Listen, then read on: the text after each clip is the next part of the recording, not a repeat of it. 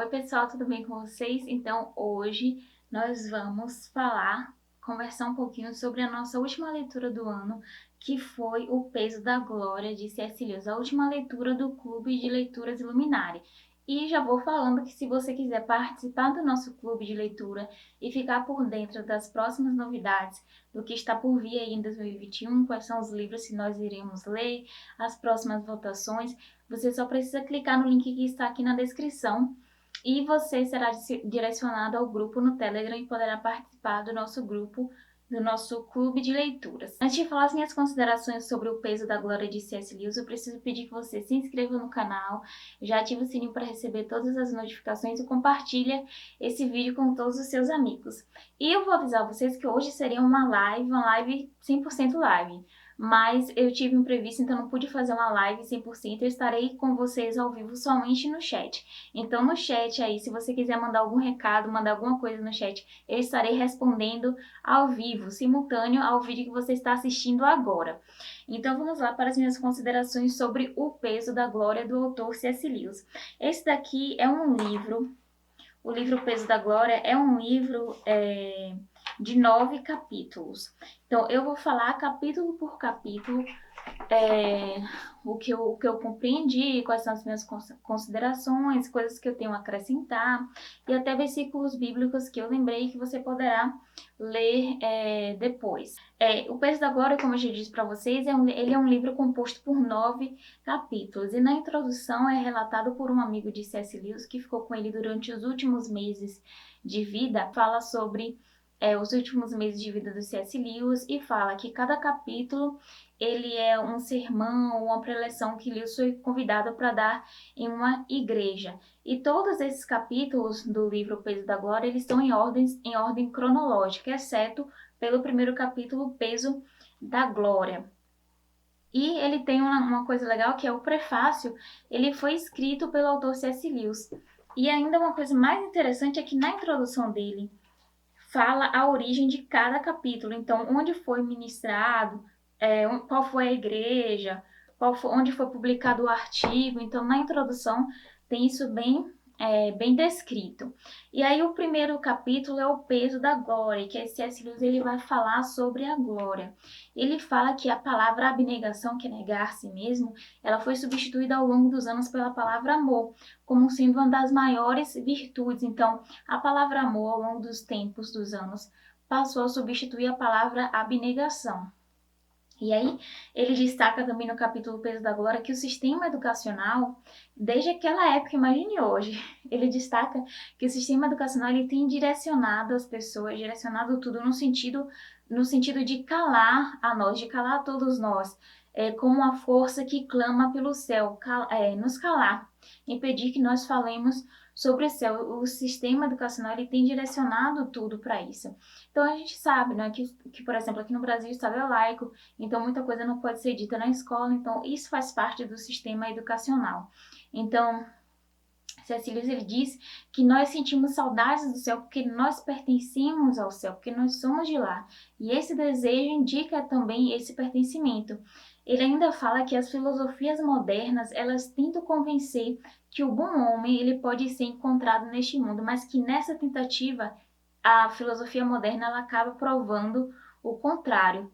Ele destaca mais uma vez, né, que esse desejo pelo paraíso comprova a existência do paraíso. Da mesma forma, ele faz a analogia que da mesma forma que um ser humano pertencente a um lugar que tem coisas comestíveis sente fome. Então ele faz essa analogia. E ao final do capítulo, né, finalmente ele começa a falar sobre a glória. Ele fala que a promessa da glória, no fim de tudo, a glória é o ser aprovado por Deus.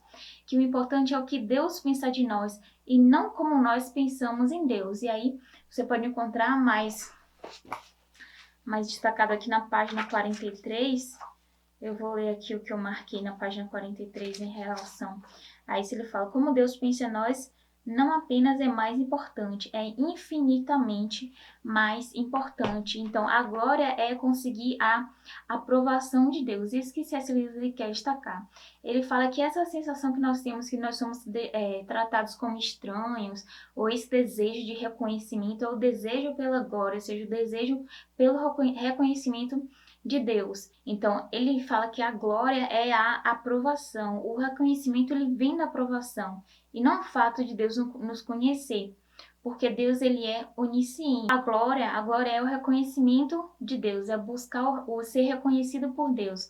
Mas você pode pensar assim, olha, como eu falei aqui, Deus, ele é onisciente, mas não é esse tipo de conhecimento que a gente está falando. A gente está falando do reconhecimento final, da aprovação final, que é, a preferência de você quer ouvir: vinde benditos do meu Pai, ou apartai-vos de mim, porque não vos conheço. Esse reconhecimento que Deus fala, de você ser aprovado, o reconhecimento, a glória é ser aprovado por Deus. E aí nós entramos no capítulo 2. Na verdade, para encerrar, eu quero que vocês guardem na mente que a glória é ser reconhecido e ao final aprovado por Deus. Não que Deus não lhe conheça, ele conhece. A questão é aprovar as suas atitudes. Então, ter no final a aprovação de Deus, sim, é a glória. E aí no capítulo 2 a gente fala, o título é Aprendizado em Tempo de Guerra. Então, muitos desses capítulos do livro O Peso da Glória, eles foram escritos em contexto de guerra. Então, em muitos capítulos, nós vamos ter um contexto ou conselhos relacionados a essa época em que Lewis escreveu o seu texto. Então, ele até conta isso no prefácio, que não teve como mudar alguns tempos verbais, mas é válido para todas as épocas. O capítulo 2, ele fala aprendizado em tempo de guerra. Então, nesse capítulo ele fala que o ponto central desse capítulo é a nossa vida. Ele fala que a nossa vida ela não deve parar em detrimento da nossa religião. O que é que ele quis dizer? Ele quis dizer que não é porque você é cristão que você somente deve ter, por exemplo, um emprego na igreja ou relacionado a algo da igreja. Ele quis dizer que você pode glorificar a Deus em qualquer área que você estiver. Então, independente do seu emprego, independente do seu tipo de trabalho, com as suas atitudes, fazendo aquilo como se fosse para Deus, você estará glorificando a Deus. Então, você não precisa ser um pastor, você não precisa ter nenhum cargo na igreja para glorificar a Deus. Mesmo que você não tenha nenhum cargo na igreja, com o seu emprego, você estará glorificando a Deus através da sua vida. Então, ele destaca, né, que cada pessoa é boa em algo, tem seus talentos, e às vezes essa sua qualidade, esse seu talento, ele não se encaixa em uma função, por exemplo, dentro de determinada igreja, mas você pode glorificar a Deus com as suas habilidades em outros lugares. Então, deixa eu ver o que mais aqui eu destaquei. E aí ele fala, né, que você precisa glorificar Deus com o seu comportamento, no seu trabalho, sendo honesto e cumprindo as suas obrigações como se fosse para Deus. Colossenses 3:23 diz: E tudo quanto fizerdes, fazei-o de coração, como ao Senhor e não aos homens, sabendo que do Senhor recebereis como recompensa a herança, servir a Cristo o Senhor. Então, independente daquilo que você fizer, faça como se você estivesse fazendo para Cristo. Então é isso que é glorificar o nome de Deus. E aí nós entramos no capítulo 3 que fala por que não sou um pacifista. Para quem não sabe o que é pacifismo é ter amor à paz. Então é aquele tipo de pessoa que não gosta de nenhum tipo de guerra ou de nada que vá contra aquilo que ela vê como paz, aquilo que é paz para ela. Então isso é ser um pacifista, uma pessoa contra a guerra. Então tem um amor à paz. E nesse capítulo, Lewis ele explica por que ele não é um pacifista. Esse capítulo, como muitos dos outros capítulos desse livro, ele também está inserido em um contexto de guerra. E esse capítulo teve como objetivo dizer que se é correto ou não um cristão servir na guerra, não é ser um soldado na guerra. Então esse foi o objetivo do capítulo, porque foi o contexto em que Lewis estava inserido. Então ele fez várias testes, analogias para mostrar que a guerra sim é necessária algumas vezes. Então ele lembrou também né, porque algumas pessoas podem dizer, Jesus era contra a guerra porque ele disse que nós devemos dar a outra face. Ele diz que o contexto desse dar outra face, mostrar a outra face que Jesus disse, foi no contexto de conflitos de moradores, de vizinhos de um vilarejo. Então não tem nada a ver com, por exemplo, grandes guerras e grandes batalhas. E o capítulo 4, ele tem o título Transposição, mas C.S. Lewis, para entrar nesse tema de transposição, que é quando algo superior é passado para algo inferior, ele começa falando da glossolalia. Eu não sei se pronunciei corretamente, mas isso quer dizer o dom de falar em línguas, Então ele começa falando, né, no capítulo, que a comemoração do Pentecoste na igreja dele é muito importante, não só para a igreja, mas para ele também como cristão, mas que ele não gosta desse tema de glossolalia. Ele lembra que Paulo orientou a igreja que buscasse dons edificantes. Ele lembrou que também que no dia de Pentecoste foram faladas línguas desconhecidas, mas desconhecidas a alguns, mas conhecidas a outros presentes. Então, por exemplo, você que fala, nós falamos a determinada língua, não entendemos uma que foi mencionada, mas entendemos a outra. Então, foi isso que aconteceu no dia de Pentecoste. Você pode ver isso no livro de Atos, capítulo 2, do versículo 1 ao 11. Você pode ler aí depois. Então, mas ele acrescenta também que as coisas espirituais, elas são discernidas espiritualmente, são discernidas no espírito, e que é possível compreender quando esse fenômeno de falar línguas estranhas não passa de um momento de histeria, por exemplo. Mas eu vou somente até aqui nesse tema, eu não quero entrar no mérito, não vou aprofundar nesse tema, porque eu não sou teóloga.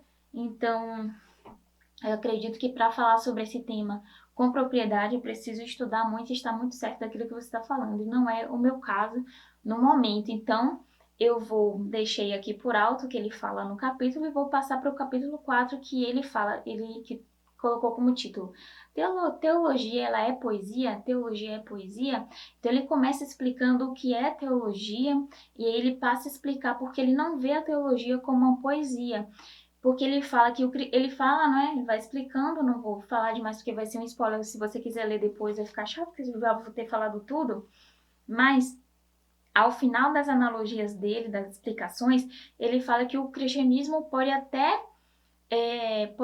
se tornar uma poesia para algumas pessoas, para aqueles que já creem.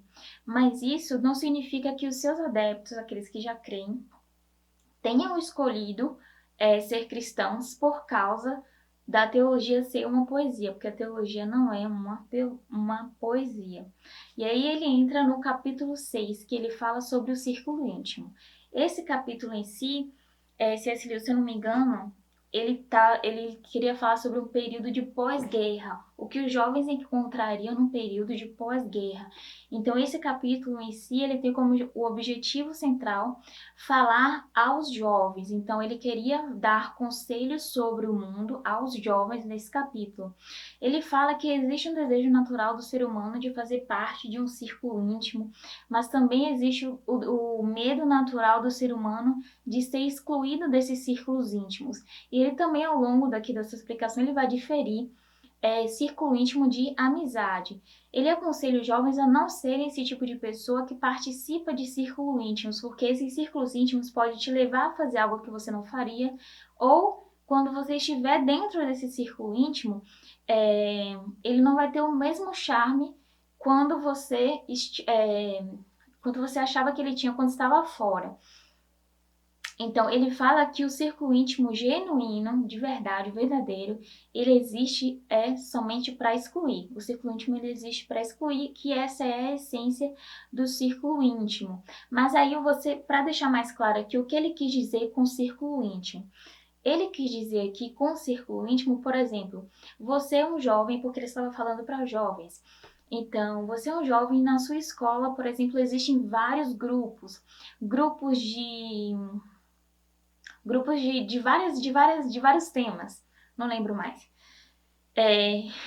Lewis não falou, mas eu tô falando que eu não lembro os grupos que existem na escola. O tipo de grupo na escola. Pronto, que para entrar naqueles grupos, por exemplo, os grupos nas escolas americanas, tem os grupos das cheerleaders, que são as líderes de torcida. Então, vamos usar os grupos das cheerleaders como exemplo. Então, se você gostaria muito de participar desse grupo da cheerleader, mas para entrar nesse grupo você precisa fazer determinadas coisas. Então, é um grupo fechado, isso que a gente chama de círculo íntimo. Lewis chamou de círculo íntimo. Um grupo fechado, onde não necessariamente as pessoas são amigas entre si, mas elas fazem parte de um grupo que tem os mesmos interesses e que para entrar nesse grupo foi muito difícil, eles tiveram que passar por fazer muitas coisas, muitas tarefas. Então, quem está lá dentro, ele fala que vai dificultar mais ainda a entrada de outras pessoas, porque foi difícil para essa pessoa também entrar. Então, ele chama isso de círculo íntimo.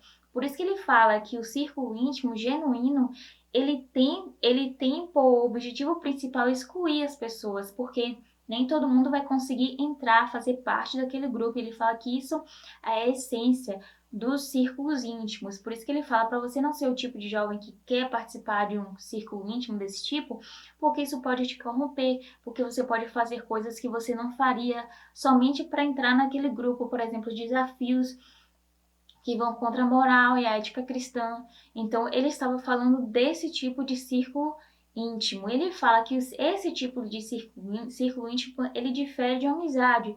Por exemplo, de pessoas que gostam de coisas semelhantes, ou, por exemplo, que gosta de tocar violão, aí de vez em quando essas pessoas se encontram para falar sobre essa temática, ou para ensaiar, esse tipo de coisa.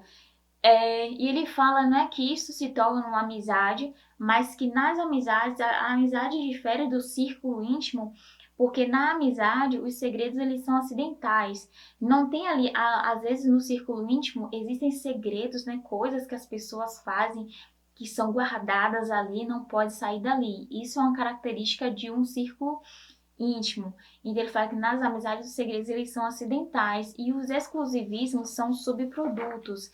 Então, o círculo íntimo ele tem por essência a exclusão, mas a amizade ela quer agregar pessoas.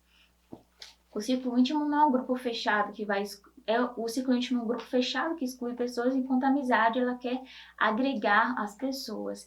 E aí, falando em agregar, a gente entra no capítulo 7, onde C.S. Lewis ele fala sobre a membresia.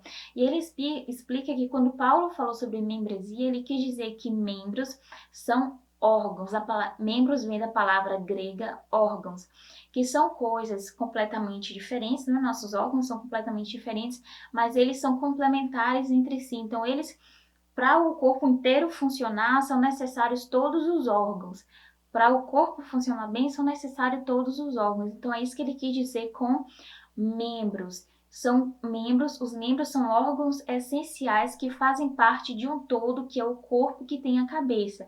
E ele fala, né, que o cabeça é Cristo é a cabeça. Membresia, nesse caso, ele explicou que o cristianismo, ele não é não é uma religião individualista, mas uma religião que é comunitária, que ela agrega. Por isso que ele fala, são todos partes de um corpo, é uma comunidade. Então não são indivíduos separados, individuais. O cristianismo não é individual, apesar de que Cristo morreu por cada um de nós e que cada um vai responder por si somente de forma individual. Apesar disso, o cristianismo não é uma religião individualista, mas uma religião comunitária, onde cada membro que faz parte do corpo ele é necessário e insubstituível.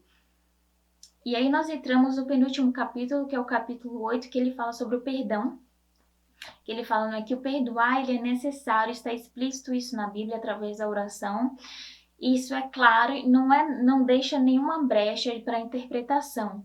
Ele perdoar, mas ele explica, né, que perdoar não é você, por exemplo, você perdoa, mas eu vou ter que acreditar em todas as outras coisas que a pessoa fizer novamente. Não é isso, você vai perdoar aquilo que foi feito. Isso não quer dizer que você tem que acreditar na pessoa daqui por diante. E o capítulo 9, ele fala sobre ato falho. Ele fala que alguns dos nossos atos falhos, aquilo que a gente chama, né, de ato falho, coisas cometidas sem querer, são sim pecados e que é necessário que a gente vigie, fique atento, seja cauteloso.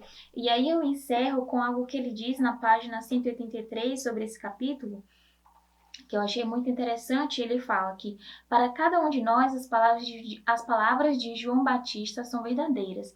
É necessário que ele cresça e que eu diminua. Ele será infinitamente misericordioso com nossos fracassos repetidos. Eu não sei se de alguma promessa de que ele aceitará uma acomodação deliberada. E aí ele fala, né, que é necessário que Deus cresça, que a gente diminua. Isso quer dizer que aquilo, o nosso ego ele diminua, que a nossa falta de humildade ela diminua e que Cristo ele cresça em nós. E ele relembra, né, que apesar dos nossos atos falhos, Cristo ele está sempre disposto a nos perdoar os nossos atos falhos repetidos. Ele está sempre disposto a nos perdoar. E aí eu lembro que é necessário, para que o perdão aconteça, é necessário que você volte atrás naquilo que você fez, você se arrependa. Para que o perdão aconteça verdadeiramente, é necessário o arrependimento. Então é isso que C.S. Lewis ele fala, né?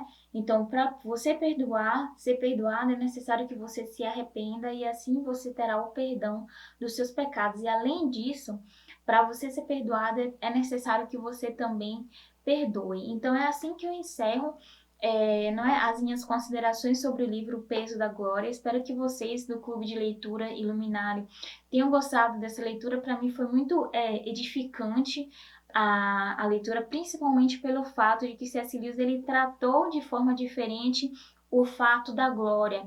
Ele trouxe a glória como sendo a aceitação. Eu nunca tinha pensado dessa maneira, né, de a glória como aceitação. E aí quando ele trouxe aqueles exemplos de Apocalipse, né, que quando ele fala que apartai-vos de mim, que eu não vos conheço, isso quer dizer que você não teve as suas atitudes aprovadas por Deus, você não teve a glória, você não glorificou o nome de Deus através da sua vida. Então é isso, você não alcançou a glória, por isso que não foi aceito. E aí ele lembra do apartai-vos de mim, mas ele fala, vinde a mim, benditos de meu Pai. Isso quer dizer que você alcançou a glória e a aprovação do Senhor. E no final, o objetivo de todos nós é esse, alcançar a glória, ou seja, a aprovação do Senhor. Sim, nós devemos sim buscar sermos aprovados pelo Senhor. Sim, nós devemos buscar glorificar ao nome do Senhor através das nossas vidas. Então, eu espero que vocês tenham gostado. Se vocês gostaram desse vídeo, por favor, se inscreva no canal, ative o sininho para receber todas as notificações. Deixa um curtir, deixa um comentário aí, e que eu tô no chat aí por um tempo ainda para responder as perguntas de vocês e os comentários. Muito obrigada e eu vejo vocês no Clube de Leituras no próximo ano. E é isso. Vejo vocês no próximo vídeo. Tchau!